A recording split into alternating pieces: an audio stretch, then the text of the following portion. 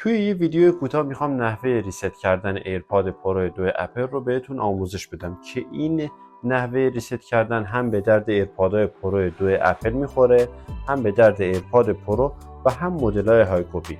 بریم واسه ادامه آموزش. خیلی از وقتها پیش میاد که میخواید ایرپاد رو به گوشیتون متصل کنید ولی یکی از گوشی‌های ایرپاد به گوشیتون متصل میشه و همزمان هر دوتا ایرپاد رو نمیتونید به گوشی متصل کنید.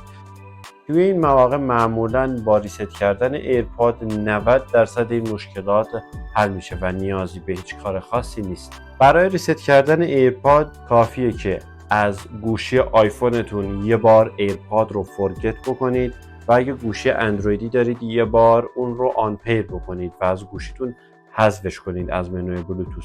یه بار در کیس رو باز کنید، خود گوشی داخل کیس بمونه. دکمه پشت ایرپاد رو به مدت 20 الی 30 ثانیه نگه دارید تا چراغ LED تغییر رنگ بده و رو ایرپاد پرو 2 معمولا یه صدای بعد ریست کردن میده که متوجه میشید ایرپادتون ریست شده و موقعی که ایرپاد رو ریست کردین در کیس رو ببندید.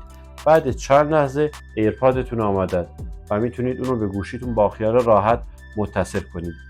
اگه از این آموزش خوشتون اومد حتما ویدیو رو لایک کنید و کانال ما رو دنبال کنید. تا درودی دیگر، بدرود.